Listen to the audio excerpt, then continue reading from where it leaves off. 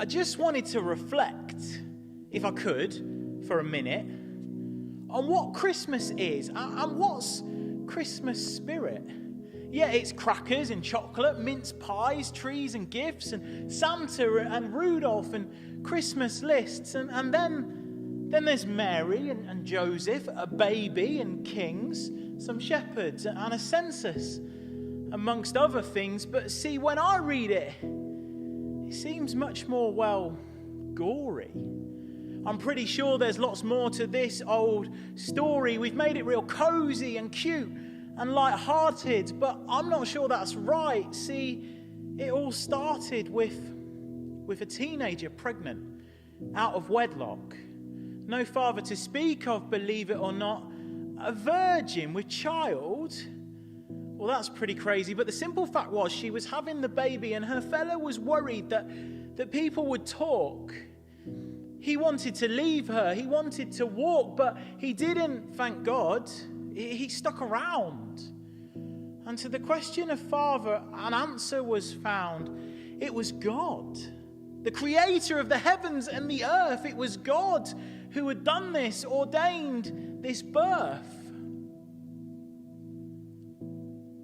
And if you think our tale starts messy, it only gets worse. No hospital, no doctors, not even a nurse. See, this baby was born in a stinky, muddy place. No bed or cot to speak of. It's a disgrace that the innkeeper turned Mary away so heavily pregnant and made her give birth in the mud with no disinfectant.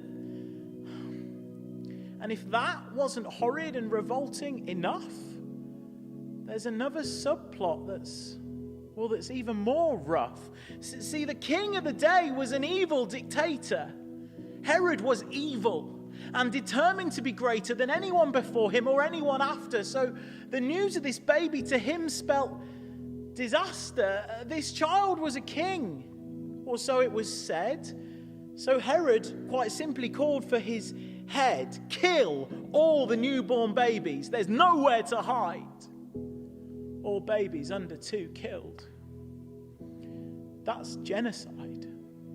See, this story isn't nearly as cozy as we might have thought. It's full of scandal and violence. It's really quite fraught with tears and pain and hardship and sleepless nights and worry and turmoil and plenty of frights. Well, what of this Jesus? Is he just a child in the mud? Well, no. The truth is, he was the Son of God. God himself became a man. And before God made the earth, that was the plan. This baby isn't just a cute Christmas card. He's the King of the world. And it's really quite hard as we celebrate the child to envisage his greatness. But to keep him as a baby is pretty outrageous. He grew up to be the most famous man ever for his miracles and his teaching, and also forever remembered as the one who took nails in his hands.